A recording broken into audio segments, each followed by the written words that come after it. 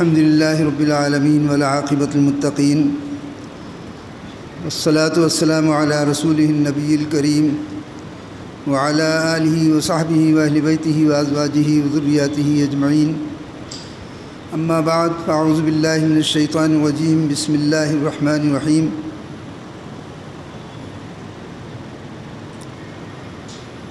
وعد الله الذين آمنوا منكم وعملوا الصالحات ليستخلفنهم في الأرض وليمكنن لهم دينهم الذي ارتضى لهم وليبدلنهم من بعد خوفهم أمنا يعبدونني لا تشركون بي شيئا ومن كفر بعد ذلك فأولئك هم الفاسقون.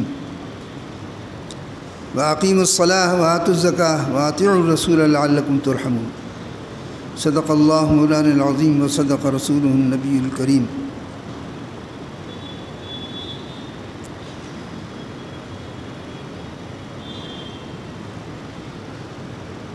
اور اللہ نے وعدہ کیا ہے تم میں سے لوگوں سے کہ جو ایمان لے آئے اور عمل صالح کیے، نیک عمل کیے،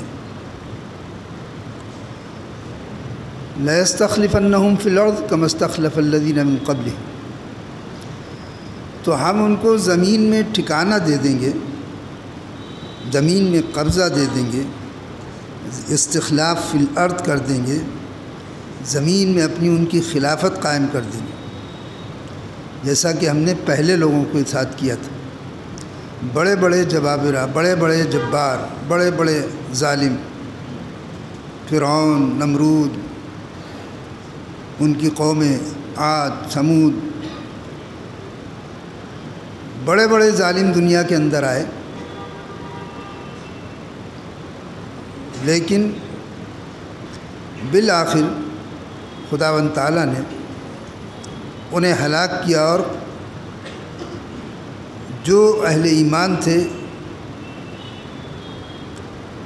ان کو خداوند تعالیٰ نے ان کی نصرت کی، ان کی مدد کی، اور انہیں استخلاف الارض، زمین کے اندر طاقت و قوت بخشی، اور ان کو خداوند تعالیٰ نے اپنی خلافت سے زمین پر نوازا. وَلَيُمَكِّنَنَّ لَهُمْ دِينَهُمُ الَّذِي ارْتَضَىٰ لَهُمْ، اور اس دین کو قائم کر دے گا، وہ ٹھکانہ دے دے گا، اس دین کو جما دے گا، مضبوط کر دے گا اسی دین کو جس سے وہ ان کے لیے راضی ہے، دین اسلام. وَلَيُبَدِّلَنَّهُم مِّن بَعْدِ خَوْفِهِمْ أَمْنًا، اور وہ تمہارے خوف کو بدل دے گا امن و سکون سے.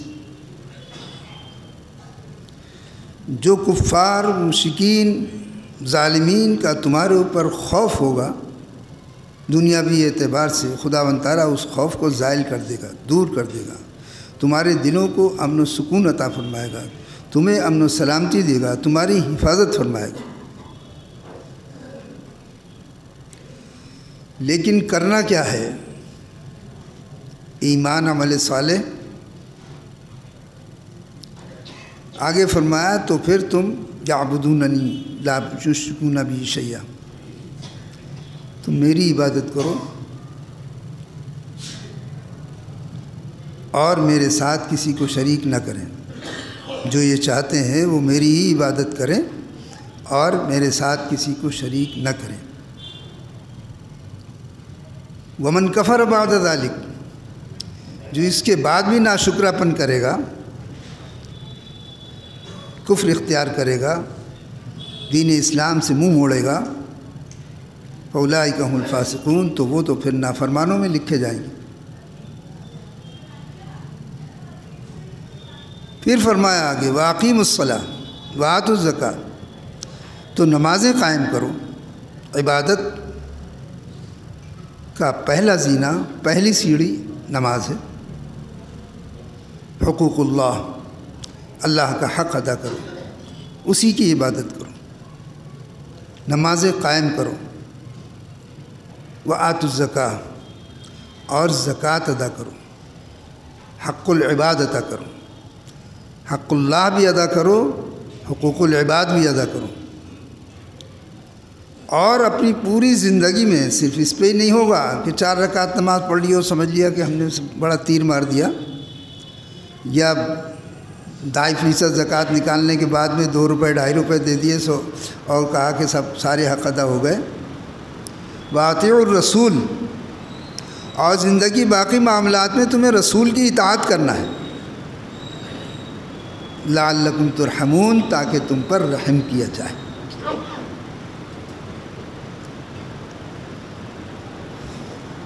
رمضان المبارک آ رہا ہے، یہ مہینہ توبہ اور استغفار کے لیے دیا گیا ہے، رمضان کی تیاری کے لیے دیا گیا ہے، توبہ اور استغفار کے لیے دیا گیا ہے، عبادتوں کی عادت ڈالنے کے لیے دیا گیا ہے۔ جبکہ بڑے افسوس کی بات ہے، کوئی تصور ہی نہیں تھا، کوئی تصور ہی نہیں تھا کہ مومن اور نماز نہ پڑھے، اس کا کوئی تصور اسلام میں نہیں۔ یا آپ لوگ اچھی طرح سمجھ لیجئے، یہ اس کو کھیل اور مذاق مت سمجھیے۔ دین اسلام میں اگر آدمی نماز نہ پڑھے 5 وقت کی، اس کا کوئی تصور ہی نہیں ہے کہ مومن ہے اور نماز نہیں پڑھتا۔ ہم نے تو کھیل اور مذاق بنا رکھا ہے۔ 8 دن کی نماز پڑھنے کے لیے آتے ہیں تو یہ سمجھتے ہیں کہ ہم نے بڑا تیر مار دیا، بڑا احسان کر رہے ہیں ہم فرشتوں کے اوپر، فرشتے ہمارے لیے دروازے پہ کھڑے ہوں گے، لکھ رہے ہوں گے ہمارا ثواب، اور پھر باقی 8 دن، ایک دن ثواب لکھوا لیا اور باقی 8 دن لعنت لکھتے ہیں تمہارے اوپر۔ وہ بھی تو لکھتے ہیں کہ تم مجرم ہو، فرشتے تو لکھنے کے لیے ہر روز دروازے پہ آئیں گے مسجد کے۔ تم ظالم ہو، تم خدا سے منہ موڑنے والے ہو، تم ناشکری کرنے والے ہو، یہ بھی تو 8 دن تک لکھا جائے گا۔ کہاں ہیں ہم؟ کہاں کھڑے ہوئے ہیں؟ اقیم الصلاۃ، نماز قائم کرو، نماز قائم کرو، نماز پڑھو نہیں، پڑھ لیا، لیکن اس کو قائم کرنا ہے۔ قائم کرنے کا مطلب کسی بھی چیز کو ایسا ہوتا ہے کہ اسے اس مضبوطی سے گاڑو کہ وہ چیز اپنی جگہ سے ہلے نہیں۔ اسی لیے حدیث پاک میں آتا ہے کہ الصلاۃ عماد الدین، نماز دین کا ستون ہے، پلر ہے۔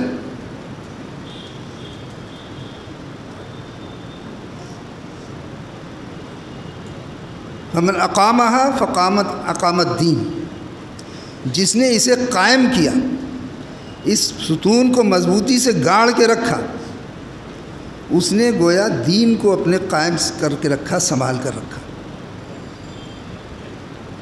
ومن ترکھا، اور جس نے اس کو چھوڑ دیا، اب ہم سب اپنے اپنے دلوں پہ ہاتھ رکھیں اگلی بات سننے کے لیے۔ جس نے اسے چھوڑ دیا نماز کو، فقد ہدم الدین، اس نے دین کی عمارت کو گرا دیا۔ کیا ہوگا تمہارا؟ کیا ہوگا ہمارا؟ ہم ایمان لائے تھے، خداوند تعالیٰ نے ہمیں ایمان کی توفیق دی دین کو قائم کرنے کے لیے۔ ہم ایمان لانے کے بعد، دعویٰ کرنے کے بعد کہ ہم مسلمان ہیں، ذرا سی کوئی بات کہہ دو، کیا ہم کیا مسلمان نہیں ہیں؟ ذرا سی کسی کو کوئی بات ٹوک دو تو کہتا ہے کہ ہم کیا مسلمان نہیں ہیں؟ تو کیا ہوا بھائی؟ نماز نہیں پڑھو، ارے تو کیا ہوا؟ پابندی سے نماز نہیں پڑھو، نمازیں قضا ہو رہی، تو کیا ہوا؟ عیسائیوں کی طرح ننگے سر نماز پڑھیں تو کیا ہوا؟ گھٹنوں تک پینٹ پہن کے آتے ہیں، گھٹنے سے 1 انچ نیچے ہوتی ہے، جب سجدے میں جاتے ہیں تو گھٹنے کی ہڈی کھل جاتی ہے۔ ٹوک دو یہ کیا؟ تو کیا ہوا؟ کونی کھلی ہوئے سے تمام ائمہ نے، تمام لوگوں نے، علماء نے، مشائخ نے، سب نے کہا کہ کونی کھلی ہونے سے نماز مکروہ ہوتی ہے۔ کسی سے ٹوک دو بھائی نماز، تو کیا ہوا؟ ننگے سر نماز پڑھ رہے ہیں. بھائی بتایا کہ عیسائیوں کے یہاں یہ قانون ہے کہ عبادت گاہ میں ننگے سر جاتے ہیں اور ننگے سر عبادت کرتے ہیں, یہ ان کا طریقہ ہے. سمجھا, بتا دو بھائی ننگے سر نماز پڑھو تو کیا ہوا؟ تو کیا ہوا؟ تو پھر جب ظلم ہو رہا ہے تو کیا ہوا؟ جب برباد ہو رہے ہو تو کیا ہوا؟ جب تمہارے گھر چھینے جا رہے ہیں تو کیا ہوا؟ تم دین کو گرا رہے ہو, تمہارے گھر گرائے جا رہے ہیں تو کیا ہوا؟ تم دین کو گرا رہے ہو, خدا کا بھیجا ہوا دین, اس کو ڈھانے کے لیے تم نے کمر باندھ رکھی. تمہارے گھر گرائے جاتے ہیں تو پھر کیا ہوا؟ ادھر سے بھی آوازیں یہ آتی ہیں جو ہمیں سنائی نہیں دیتی. ہمارے مال و اسباب لوٹے جاتے ہیں تو کیا ہوا؟ ہم سود لے رہے ہیں, اگر کہہ دو کہ بھائی سود لینا حرام ہے, ارے تو اس کے بغیر کام نہیں چلتا ہے, تو کیا ہوا؟ جھوٹ بول کے تجارت کی جا رہی, بھائی جھوٹ مت بولو, جھوٹ بولنے سے نہیں ہوتا ہے, ارے اس کے بغیر کام ہی نہیں چلتا ہے, تو کیا ہوا؟ تو پھر ادھر سے بھی یہ ہو رہا ہے کہ تمہارے مال لوٹے جا رہے ہیں, اسباب لوٹے جا رہے ہیں, تمہارے گھر بار لوٹے جا رہے ہیں, تو کیا ہوا؟ پھر کیا ہوا؟ تو ادھر سے بھی کیا ہوا؟ اگر تمہاری طرف سے ہر بات میں کیا ہوا ہے تو یہ بھی یاد رکھو ہمیں سنائی نہیں دے رہا ہے, لیکن ادھر سے بھی تو آوازیں آتی ہوں گی, تو کیا ہوا؟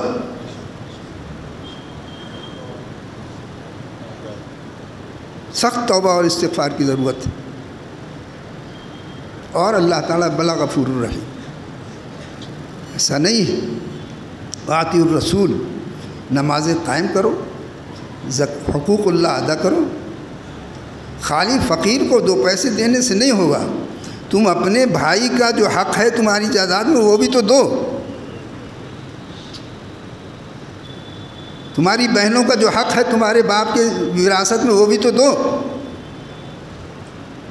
نہیں دو گے تو پھر تمہیں بھی نقصان ہوگا, تو کیا ہوا؟ اقیم الصلاۃ وآتوا الزکاۃ, زکوٰۃ ادا کرو, یعنی تمام حقوق ادا کرو. حقوق العباد, علماء لکھتے ہیں کہ اقیم الصلاۃ کے اندر تمام حقوق اللہ آتے ہیں. اللہ کا جو بھی حق ہے, نماز ہے, روزہ ہے, حج ہے, زکوٰۃ ہے, جو بھی تمہارے اس میں آتا ہے بس میں. اور آتوا الزکاۃ میں تمام حقوق العباد آتے ہیں. اللہ تعالیٰ نے 2 لفظوں میں حقوق اللہ اور حقوق العباد کو سمیٹا ہوا. اور اس کے بعد پھر زندگی کے بہت سے مسائل ہیں, صرف نماز روزہ ہی تو نہیں ہے, صرف پیسے کی ادائیگی تو نہیں ہے, کھانا ہے, پینا ہے, کمائی ہے, روزی ہے, طریقہ ہے, سلیقہ ہے, کبر ہے, غرور ہے, تکبر ہے, غیبت ہے, چغلی ہے, جھوٹ ہے, دھوکہ ہے. اب دھوکے کی بات, ہمارے بازاروں میں جائیے کہ دھوکہ ہی دھوکہ ہے. حضور اکرم صلی اللہ تعالی وسلم میں ایک مرتبہ بازار سے گزر رہے تھے, گیہوں سجائے ہوئے تھے لوگ جیسے ناج منڈی میں ہوتے ہیں. آپ نے ایک ڈھیر کے اندر ہاتھ ڈالا اور اندر سے نکالا تو گیہوں گیلے تھے. آپ نے فرمایا یہ کیا رسول اللہ, بارش ہوئی تھی وہ گیلے ہو گئے تھے, پانی سے گیلے ہو گئے تھے بارش. تو آپ نے فرمایا اس کو تم نے اوپر کیوں نہیں رکھا, اس کو نیچے چھپا کر کیوں رکھا؟ اور اس کے بعد جو آپ نے فرمایا من غش فلیس منا, جو دھوکہ دیتا پھر ہمارا اس سے کوئی تعلق نہیں.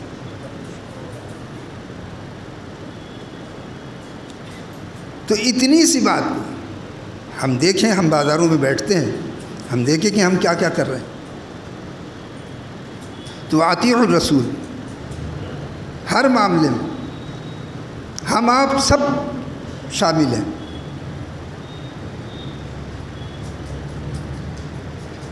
لعلکم ترحمون, آخر میں سب سے آخر میں فرمایا کہ کرو تم یہ کام کرو جو تم سے کہا جا رہا ہے, باقی ذمہ داری تو ہماری ہے. لعلکم ترحمون, تاکہ تم پر رحم کیا جائے, تاکہ تم پر رحم کیا جائے. اور خداوند تعالیٰ جس پر رحم کرے اس کے لیے پھر کون سی چیز دشوار ہوگی؟ جو خداوند تعالیٰ جس پر رحم کر دے تو اس کے لیے پھر کیا چیز دشوار ہوگی؟ پھر اسے کیا چیز میسر نہیں آئے گی؟ رحم تو وہ چیز ہے کہ ساری دنیا کو اس کی رحمت سے ہی مل رہا ہے، اچھا ہو یا برا، انسان اچھا ہو یا برا، جس کو بھی جو کچھ مل رہا ہے اس کے رحم کی وجہ سے مل رہا ہے۔ اگر وہ منہ موڑ لے نا، ہم لوگ جیسے بڑی آسانی سے کہہ دیتے ہیں جہاں ذرا سا گھاٹا ہوا، ذرا سا نقصان ہوا، ذرا سا کچھ ہوا، ارے معلوم ہوتا اللہ ہم سے ناراض ہو گیا۔ ارے اپنی حالت نہیں دیکھ رہے ہیں کہ ہم کتنی معاملات خراب کر رہے ہیں جس کا اثر ہمارے اوپر پڑ رہا ہے۔ ہم اپنے معاملات کو نہیں دیکھ رہے ہیں کہ جس کا اثر ہمارے اوپر پڑ رہا ہے۔ ہم کہتے ہیں ارے پتہ نہیں کیا ہو گیا کہ خدا تعالیٰ ہم سے شاید ناراض ہو گیا۔ ناراض ہونے کا مطلب سمجھتے ہیں؟ ناراض ہونے کا مطلب حضور اکرم صلی اللہ علیہ وسلم نے ارشاد فرمایا کہ یہ دنیا خداوند تعالیٰ یعنی دنیا کا سارا سازامان، اگر دنیا کا سارا ساز و سامان دے بھی دیا جائے تو فرمایا گیا کہ یہ بتا دو ان کو کہ قل متاع الدنیا قلیل، آخرت کے ساز و سامان کے مقابلے میں، آخرت کے مقابلے میں ساری دنیا کا سامان جو ہے وہ نہایت تھوڑا ہے۔ سارا عیش و عشرت، سارے سامان، سب چیز اللہ کی نظر میں بہت تھوڑا ہے۔ اور اس تھوڑے کی حقیقت کیا ہے؟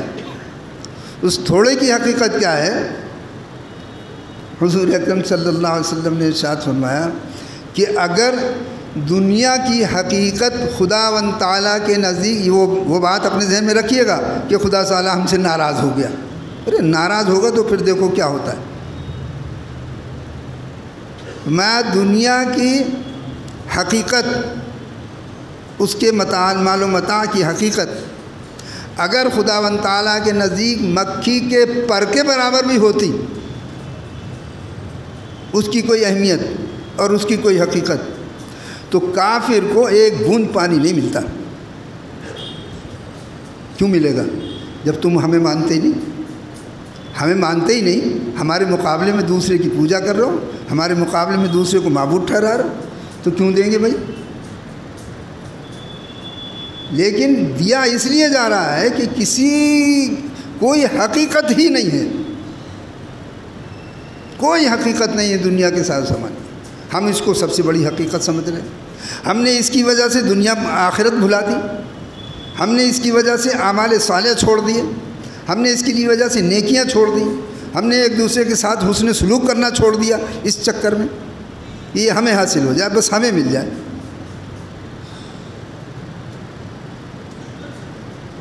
قرآن کریم کی آیات میں اللہ تعالیٰ نے بڑے وعدے فرمائے۔ وعد اللہ الذین آمنوا، اللہ وعدہ کرتا ہے تم سے، وعدہ کرتا ہے۔ ان اللہ لا یخلف المیعاد، اللہ تعالیٰ وعدہ خلافی نہیں کرتا ہے، وعدہ خلافی نہیں کرتا ہے۔ فرما رہا وعد اللہ الذین آمنوا، تم میں سے جو ایمان لیا وہ ایمان بھی تو ہو نا، ایمان کی کیا حالت ہے ہماری؟ ان کنتم مؤمنین انتم الاعلون ان کنتم مؤمنین، تم ہی سربلند ہو کر رہو گے اگر تم ایمان والے ہو۔ ایمان کی یہ شان ہے، ایمان کی یہ شان ہے کہ تم ہی سربلند ہو کر رہو گے، سربلندی تمہیں ہی عطا ہوگی، قدرت تم کو ہی دی جائے گی، مکنت تم کو ہی دی جائے گی، خلافت تمہیں ہی دی جائے گی، کیونکہ اللہ نے تمہیں اپنا خلیفہ بنایا، تمہیں اپنا خلیفہ بنایا ہے، تو وہ اپنے خلیفہ کو ہی تو دے گا، دوسرے کو کیوں دے گا؟ ہر بادشاہ اپنے خلیفہ کو دیتا ہے۔ وہ مالی ملک جس نے تمہیں اس دنیا کے اندر ایمان کی توفیق عطا فرما کر تمہیں خلیفہ بنایا، تو وہ کسے دے گا؟ اور تمہیں ہی دے گا۔ وعد اللہ الذین آمنوا، اللہ وعدہ کرتا ہے تم سے، وعملوا الصالحات، لیکن صرف ایمان ایک تو پختگی ہو، ایمان اعلیٰ قسم کا ہو، ایمان یہ ہو کہ جب اللہ پہ بھروسہ کر لیا تو ومن یتوکل علی اللہ فہو حسبہ، جو اللہ پہ بھروسہ کرتا ہے اللہ اس کے لیے کافی ہوتا ہے۔ ہم اس طرح بھروسہ ہی نہیں کر رہے ہیں، ہم کہتے ہیں خالی ہم خدا پہ بھروسہ کرتے ہیں لیکن حقیقت یہ ہے بھروسہ ہم اپنے پیسے پہ کر رہے ہیں، اپنی طاقت پہ کر رہے ہیں، اپنی ترکیبوں پہ کر رہے ہیں، سب بھروسہ اپنے اوپر ہے، اپنی تدبیروں پہ، اپنی تکبیروں پہ، اپنے معاملات پہ، اس پہ ہی بھروسہ ہے، معاف کیجیے گا۔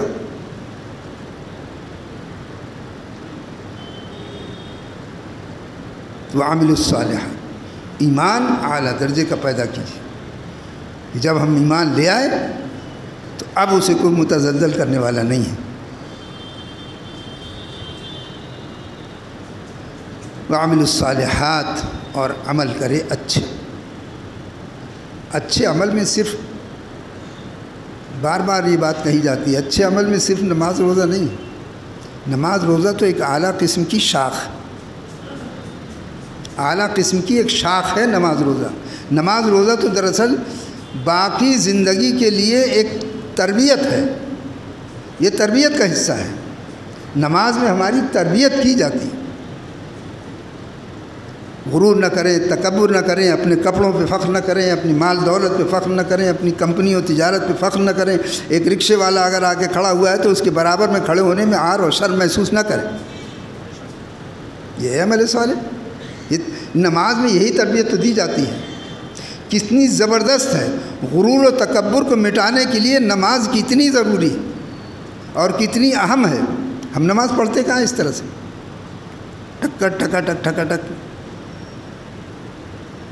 بعض لوگ تو ایسی نماز پڑھتے ہیں جو حدیث پاک میں آتا ہے اللہ معاف فرمائے اور اللہ ہماری سب کی ہدایت ہے، ہم کو سب کی ہدایت دے اور ہم کو صحیح طریقے پر نماز پڑھنے کی توفیق عطا فرما دے۔ بعض لوگوں کو نماز پڑھتے دیکھیے ابھی رکوع میں جھکے فوراً کھڑے ہو گئے، سجدے میں گئے فوراً اٹھ گئے۔ حضور اکرم صلی اللہ علیہ وسلم نے فرمایا کہ نماز میں چوری مت کرو۔ تو صحابہ نے عرض کیا کہ اصلا نماز میں چوری کیسے ہوگی؟ فرمایا نماز میں چوری اس طرح کہ تم سجدہ کرو جیسے مرغا، جیسے پرندہ دانہ چننے کے لیے چونچ مارتا ہے، یوں مارے اٹھا لیا، یوں مارے اٹھا لیا، یوں مارے اٹھا لیا، اس طرح نماز مت پڑھو۔ لیکن ہماری حالتیں کس طرح کی ہو رہی ہیں؟ تو نماز کو طریقے سے پڑھا جائے، نماز کو قائم کیا جائے۔ عامل الصالحات، تو یہ تو تربیت ہے، یہ ہماری تربیت کی جا رہی ہے۔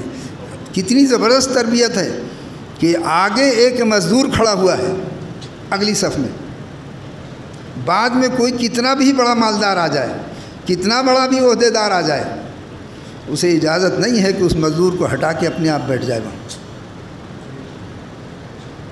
یہ ہمارے غرور کو توڑنے کے لیے، یہ ہمارے تکبر کو ختم کرنے کے لیے، ورنہ کوئی بات تھوڑی ہے آگے کھڑے ہو پیچھے کھڑے ہو۔ لیکن اگر غریب آدمی آگے کھڑا ہو گیا، اگر رکشے والا آگے کھڑا ہو گیا ہے تو اب رب تعالیٰ کی طرف سے اجازت نہیں ہے کہ آپ اس کو ہٹا کے آپ بیٹھ جائیں، کیوں ہم مالدار ہیں، ہم طاقتور ہیں، ہم بڑے ہیں، فلاں ہیں اور اس کو پیچھے کر دو۔ ایک ہی صف میں کھڑے ہو گئے محمود و ایاز، پھر کوئی بندہ رہا نہ کوئی بندہ نواز، سب آ کے کھڑے ہو گئے۔ یہ کتنا بڑا سبق ہے، کتنی بڑی تربیت ہے ہمارے غرور و تکبر کو توڑنے کے لیے، شیطانی وسوسوں کو دور کرنے کے لیے کہ ہم کندھے سے کندھا ملا کے کھڑے ہوں۔ ہم الگ الگ ایسا نہ ہو یار کپڑے میلے ہو جائیں گے، یا تو رکشے والا کھڑا ہوا ہے ہمارے کپڑے خراب ہو جائیں گے۔ شیطان تو دل میں گھسا ہوا ہے، پھر کون سی عبادت کر رہے ہیں؟ یہ وسوسے، زبردست تربیت ہے نماز کی۔ ایسی زکوٰۃ دینے کو کہا گیا ہے کہ 2.5% تو جس کا حق ہے، 2.5% کا تو وہ معاملہ ہے کہ ان کا حق ہے۔ ایک صاحب نے ایک صاحب سے کہا، یہ واقعہ ہے حقیقت میں، ایسے ہی قصہ نہیں سنا رہا ہوں۔ ایک صاحب نے ایک صاحب سے کہا کہ بھائی